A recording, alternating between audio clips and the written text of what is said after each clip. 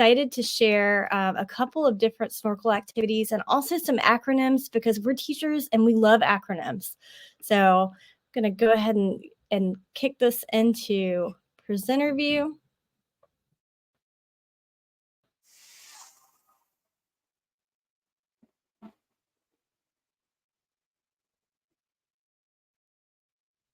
Okay. Everyone can hear me well, no lag? Yep, perfect. Okay, so on social media, you can find Snorkl everywhere. We have an amazing Facebook group if you haven't joined it. And I'm going to share the presentation link with you in the chat like afterwards, so you can follow along. And find us on Twitter, YouTube. There's going to be some great YouTube tutorial videos coming out. LinkedIn, Instagram. Give us some Instagram love because we need some love on Instagram. So there are a couple of things that I want to talk about with Snorkl feedback. So as a former ELA teacher, my strength and when I think of lesson planning, I'm always thinking about how can I leverage AI in the ELA classroom, which is usually the classrooms that are most fearful of adopting AI, because students, the whole barrier with cheating and with how are we going to leverage assessment with all of the technologies that's out there? How are we going to leverage assessment when it comes to student writing and student comprehension and understanding? So I've come up with kind of 5 icons that really hit home for me for why Snorkl is so powerful with feedback. So if you're in the ELA classroom, the feedback feature can be amazing in terms of grading. There's a lot of controversy around using AI for grading. I'm in a ton of AI and education communities online, and I've kind of noticed this divide. There's always this conversation with one person or with half the people on one side of the fence of, oh, is the teacher really grading if AI is doing it? But with Snorkl, you have the complete power to customize everything. It's your rubrics, it's your feedback, or you can use AI to help you better assess student writing and student thinking. So the first one is it's anchored in objectivity. So a lot of teachers have a lot of pressure when it comes to grading students from parents, from districts, from from the students themselves. Sometimes students feel like, oh, I'm not doing well in Miss Fox's class, and it's because she doesn't like me, or she was the feedback I got was really, really hard, or you didn't even get to the feedback because you have 125 students. And a lot of times with like when I use Flipgrid, or if I'd assign a graphic in Google Classroom or a graphic organizer, those graphic organizers kind of went there to die, which is a travesty because our students try really hard. You have those students who go above and beyond. So the fact that it's timely, it's relevant, and it's personalized, and also anchored in objectivity. So when we think about bias, it provides consistent feedback, and it reduces any bias that may come from the teacher side, or any, I guess, perception of bias that a teacher might have when grading. And it's blanketed. So it's like a steady approach to grading, and it doesn't matter where the student's skill level is. They're always going to get feedback that is relevant to where they are in their learning journey. 2, the navigational insights in the Snorkl platform are phenomenal. They offer a tailored compass to guide based on individual performance and class performance. So you can actually see how an individual student is doing. You can see the captions and get a snapshot of their response. And also in the Insights tab, look at how students are trending, what they're doing over time, and specific targeted interventions of what skills they're struggling with. And we're going to jump into the dashboard in just a minute. Also, it's a lifesaver for teachers. Again, going back to 125 students, when we're dealing with writing feedback and reading comprehension, it's really hard to get through providing that timely feedback. I'm not saying we don't do it, but sometimes we've moved past an activity or we're on to the next lesson before they get their work back, and they're unable to implement those changes and pivot. So the fact that it allows us to grade blanketed, timely, everyone at the same time, almost that instantaneous feedback where they can immediately go in and implement it and reflect, and then resubmit with applications of that feedback. And also like, our capacity is sometimes limited and we feel like we're drowning. So having that Snorkl AI feedback and in the background is truly a lifesaver. Targeted feedback. So oxygen tank for scaffolding. So for our students, sometimes they need that air and they feel like they're drowning in content, or they're drowning in a specific standard or skill. So it provides them that air in the form of feedback that they need to effectively engage with the comments and instructions. Just as an oxygen tank supports breathing underwater, sometimes we need to put the oxygen tank on our students and do some triage sometimes when it comes to remediation and scaffolding them to make sure that they're meeting that standard. And then differentiated journeys, number 5. For the first time ever, personalized learning is truly accessible with AI. Students walk around with phones in their pockets. And before, like, I thought in 2013, wow, like, our students have iPads. We can really, really implement personalized learning. But it still took a lot of work. This is making personalized learning ubiquitous to everyone.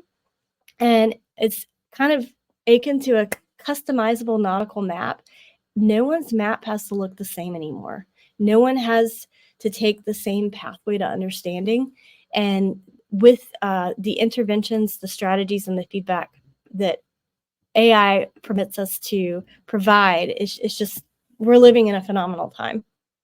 So I created a World Snorkel Day class, and I have a couple of activities that are in there. And I would love for you guys to join from home. I'm just going to copy this link address, and I'm going to put it in the chat.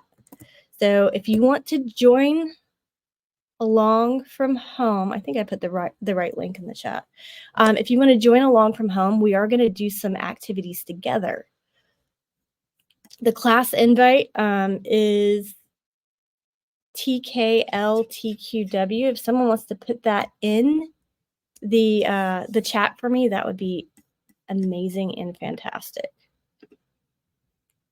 So there are 4 specific templates that I'm going to show you today. And there were 4 different ways or strategies that I used to make it, because no one has to take the same pathway to create a new Snorkl lesson.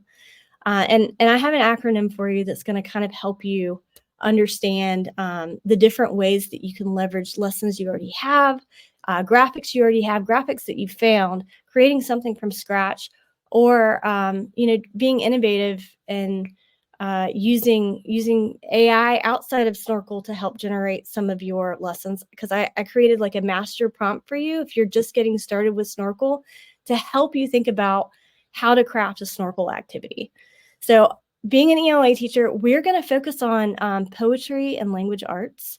So the first lesson that we're going to look at, I actually pulled from the Snorkl library. You do not have to start from scratch. Inside Snorkl, you can actually go in and find activities. You can use them as is, or you can remix and reuse. Stranger meanings. I love pop culture, and I had this whole like Stranger Things unit that I did with my students, and we had waffle vocabulary words and all these fun graphics that I spent a lot of time making. You can import those into Snorkl and create activities to kind of take the load or the burden off of you in terms of providing that feedback, but also making sure that you're giving students that timely, personalized, and relevant feedback so they can immediately implement it and make their learning journey more swift and smooth sailing. And it even does stressed and unstressed syllables. Like John and I were playing around with this yesterday, but it does a great job at providing feedback in a ton of different contexts. And then also analyzing poetry. I'm a lover of poetry, and I've taught poetry units for years. It's been one of my favorite units to teach. And sometimes class discussions are great, but to really get a pulse on where all the students are and understandings of different concepts when it comes to tone, author's purpose, um, figurative language. I can't do that with 30 students at the same time. You know, maybe the ones that are talking in class and they're piping up, and I know where those students are, but the quiet ones sometimes tend to like, or the ones who sit in the back of the class, they tend to fall on the wayside. And this is a great way for silent check-ins and to really get a true pulse on your classroom and where every student is in terms of their learning. So my cheesy acronym that I've created for you today, when you think about creating lesson content, is SAIL. We want to make sure that you have smooth sailing into the new year with Snorkl. So my SAIL acronym is 1, select existing lessons. So use or remix existing lessons in the Snorkl library. A is adjust with remixes. You have been, or if this is your first year of teaching, you're going to have those co-teachers and those wonderful people who are going to just throw resources at you. And it might not fit your teaching style. Or you could be teaching for 10 years and you have all these amazing resources, but you want to pick it up, you want to dust it off, and you want to apply a little bit of modern technology and AI to your lesson. So take those old lessons that you have, recycle them, adapt them, and you can fit them into Snorkl. You can make them more interactive. Paper and pen is great, but when we're able to leverage technology and not have to take home 125 papers in our backpacks that you know our dogs might eat, dogs can't eat digital content. So innovate new creations. Develop new lessons from scratch, tailored to specific needs. So one of the things I love about Snorkl is the ability to tailor, that it tailors feedback, and you can tailor lessons that are specifically suited for the students that are in your classroom. And L is leverage graphics. Snorkl is truly multimodal in the sense that we have inside of Snorkl, it assesses student thinking in terms of text, drawings, annotations. So when we're working with graphics, it makes the experience a little bit more visually rich for students, and it's a good practice to use different ways to communicate or activities the way students should be communicating their knowledge. So when you're hitting them a couple times with, all right, tell me what you're thinking, annotate what you know, define this word, now compare and contrast. You can take all these power verbs in your standards and you can implement them directly into student instructions and into a Snorkl activity. So the first thing we're going to do is I'm going to just exit out really quick of my presentation, and we're going to go into Snorkl. So being an ELA teacher, let's say I'm teaching 5th grade, and it's my first year, and I really need to look at some great ways, or maybe I'm new to Snorkl and I just, I really want to learn how the platform works. If you are just jumping in and getting started, start with the resources we have. Look at the way that the lessons are structured. So you have your home dashboard where your classes are going to be, your classes, and the library. So if you go to the Snorkl library, we have reading and language arts activities that are already developed. And you can make any of these go away by just clicking. We have third, fourth, and fifth grade. Middle school's coming soon, and because we have third, fourth, and fifth in the platform, I focus a little bit more on middle school and high school because that's where my heart lies. So, but we are going to take a look at a fifth grade lesson. So, if we come in here and take a close look, we can see that it's broken down into reading literature, speaking and listening, language, reading informational texts, and reading foundations. So the fact, and it tells you how many activities exist for each of these. And again, this is just for fifth grade. So we're going to go into um, understand figurative language because again, poetry, figurative language, writing is kind of like the apex of like where I live in my world, like as a teacher, but also as a person. So we're gonna as we click, we can already tell, oh my gosh, I can try this as a student. Maybe you don't understand how Snorkl works and you know you want to learn how to use it. So again, starting with a lesson that's already here. So figurative language, expected answer. The correct answer is B to show how coconuts were bouncing everywhere. So just preliminarily from looking at this whiteboard, I can tell that there's a passage and there's a question related to that passage. So those of you who are also doing test prep, which I hate talking about test prep, but I'm going to mention it because it's an evil necessity in the world of English language arts because we have our checkpoints and we have our benchmarks and we have our students' performance that we're responsible for. And usually it comes from high stakes testing is where we're measured and where students are measured. Although it is just a score and it's just a number, it doesn't reflect the students' capabilities as their whole. We want to make sure they do well and we want to prepare them for these benchmarks. So we're just gonna, you can add it to your library. So I'm just gonna go ahead and add it. You can assign this directly to your class if you've already created one, but we're going to go in here and look what it looks like to try it as a student. So, okay, so we know we're gonna understand figurative language. Instructions. Oh, it reads it to the student. So talk about accessibility in UDL. We have that built-in audio component here where it will read it to the student. So now we're going to start the response. All right, so this is a basic whiteboard here. And we're going to go into how to create one after this as well. The man with coconuts. So we've got the passage of folklore from the Philippines. So we're looking at folklores. And I'm going to go ahead and read the question here. What is the most likely reason the author says the coconuts were jumping from the full baskets like escaping frogs? Now, the student's going to go in and record the screen. Maybe I already forgot my instructions because I'm that student that's like, Miss Fox, what are we doing again?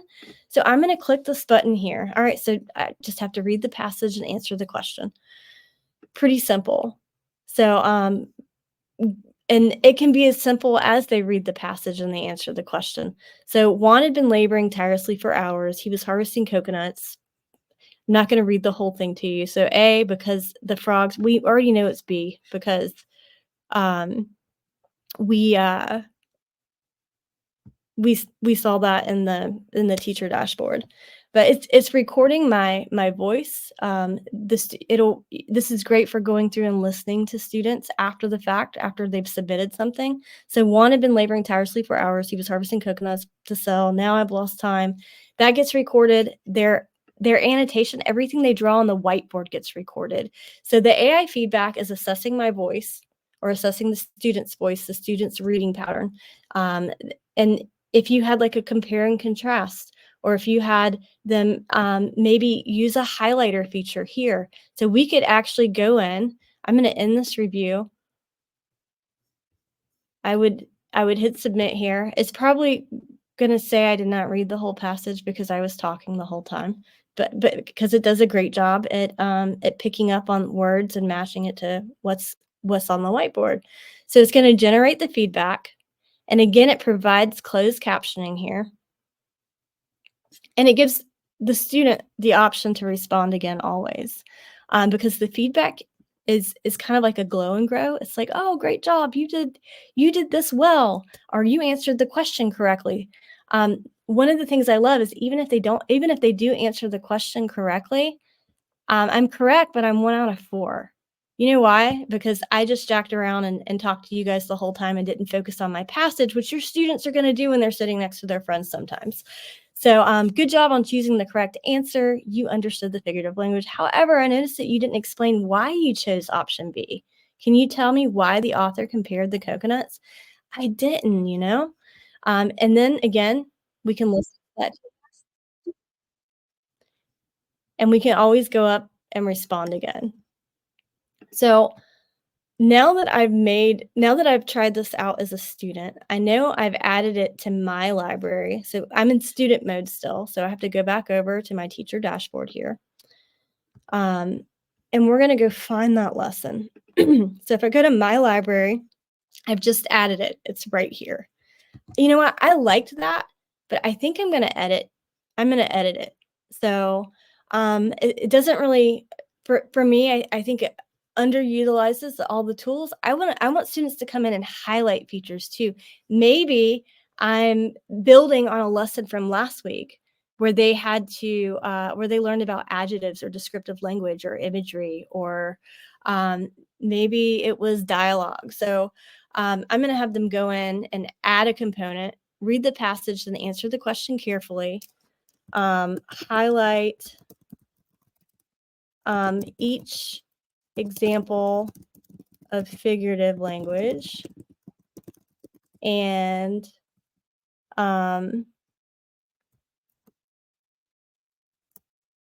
let's see.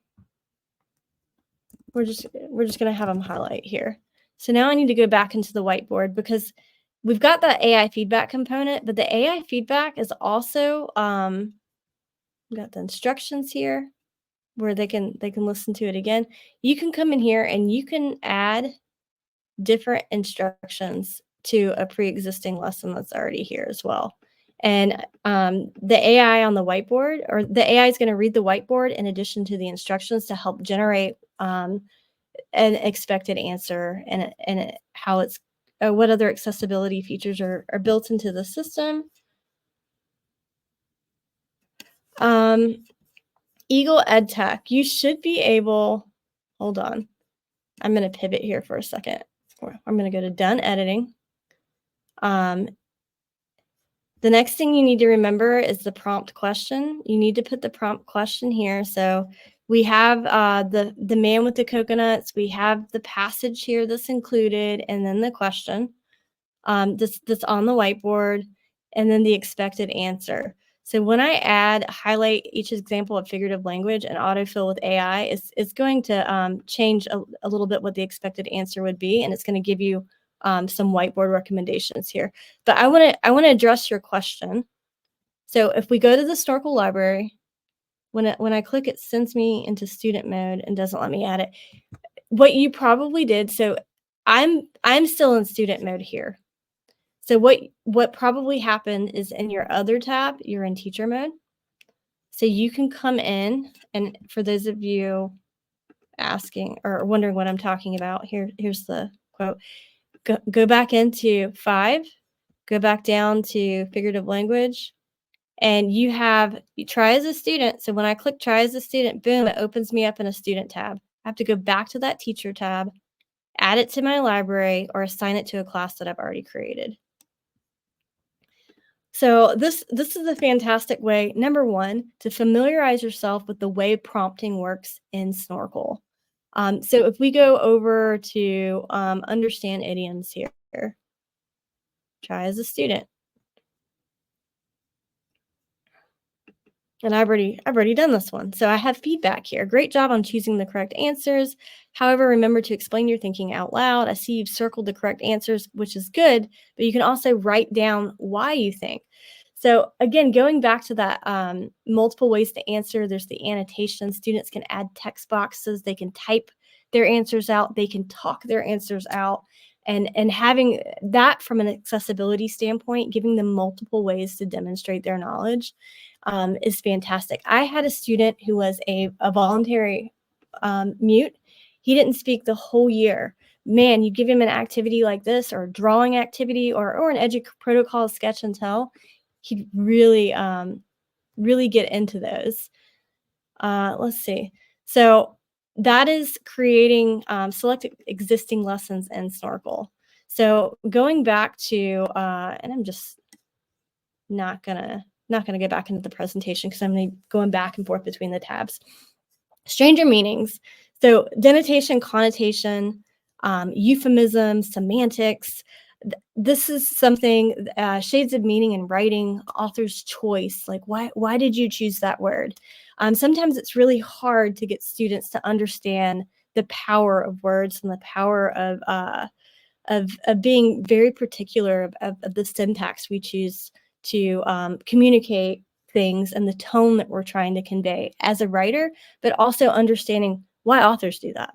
So shades of meaning is another activity, and this is the graphic I made in Canva. And big Stranger Things fan, so I had 7th grade students that related. So we have the positive connotation, and the negative connotation kind of lives in the upside down. So, and then the denotation, the literal dictionary meaning of a word. So, in this activity here, I had students.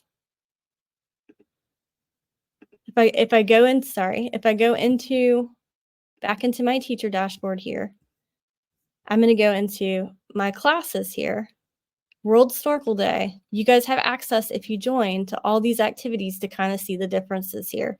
So with shades of meaning, I can see you guys in here. Yay. Go ahead and give this a try.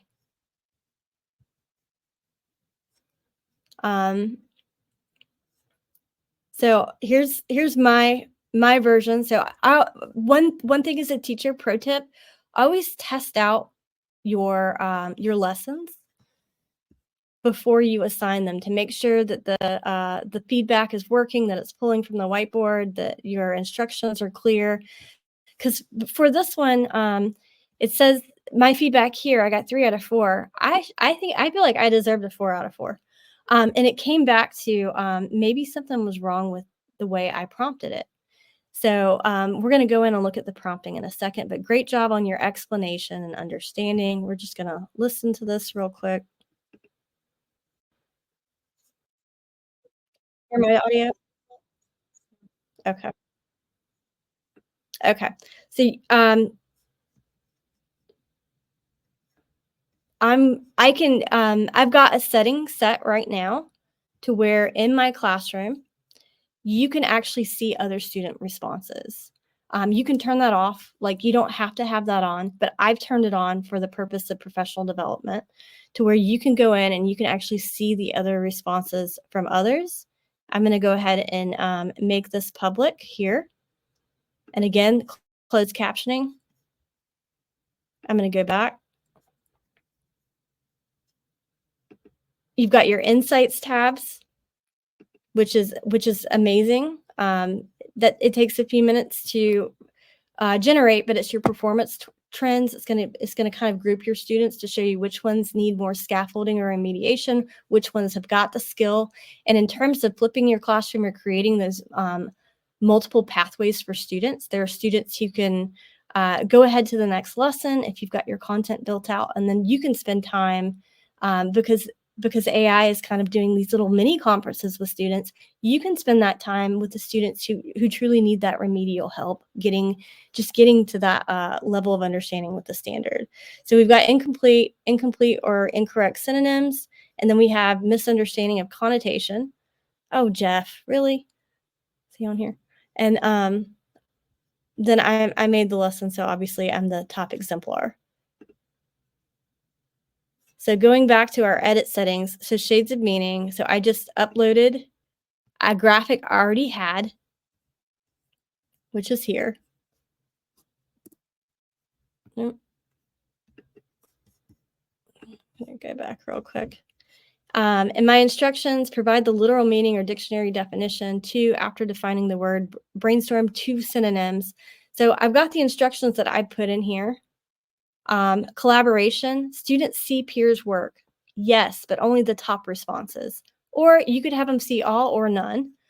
Student to student comments, I have them on because I love it when students are empowered to collaborate and provide that peer feedback, and allowing exemplars to be seen by other students is another teaching opportunity for them to have. It's another learning moment, because as teachers, we're not the only ones who disseminate knowledge to our students. Other students in our classrooms are also powerhouses for that as well. Setting up AI feedback. So you can autofill with AI based off of the instructions here. And then the prompt and the question. So tell our AI what you're asking, describe the images in the graph. Make sure you put in a prompt or question here, and then it's going to, you can put your expected answer, or you can have AI do the work for you. And it's essentially going to come in here, you hit autofill, and it's going to generate this for you. There's all the different content areas you can tag it with. So this is using existing lessons or that you already have, recycling. The next is being innovative. So innovative new creation. So I created an acronym for you, and I have 3 minutes, guys. I'm very verbose. That English teacher in me is it shoots me in the foot sometimes. But again, I'm going to share this presentation link with you. So public view link, this is yours to have. I'm going to put it in the chat right now. There you go.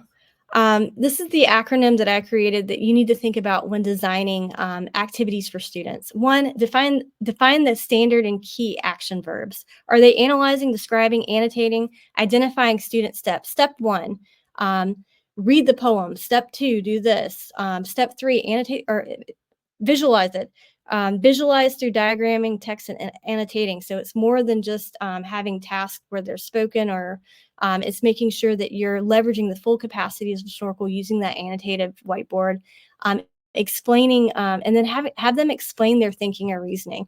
After they're done annotating, after they're done maybe adding the stress marks or unstressed syllables in a poem, have them go in and actually explain the poem's meaning in its entirety and how that contributes to the message and the overall meaning of the poem.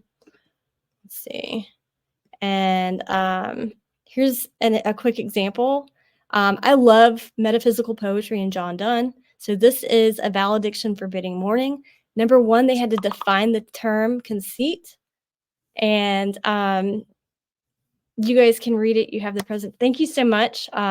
Make sure that you keep the acronyms to heart. Acronyms are silly. We use them all the time, but they're a necessary evil in this world, because in a world where we sometimes forget strategies, it's easy to be like, oh, I just need to sail, and sail means this. So. Amazing, Amanda. Thank you so much. I love the acronyms. Love the acronym dive, and just the sort of captures the rich different ways that students can share their thinking with Snorkl. They can record, they can explain, they can draw, they can type. There's so many rich ways to highlight. Highlight. Yes. Yeah, really appreciate the different ideas that you shared there, and also just the thinking through different ways that can be leveraged in ELA. When we started Snorkl with the idea of giving students feedback on their thinking and problem solving in math and in science. And very quickly, we just talked to a lot of teachers who were like, this would be really powerful in my English class. This would be really powerful in my social studies class. And so we expanded to include those as well. So really appreciate you sharing.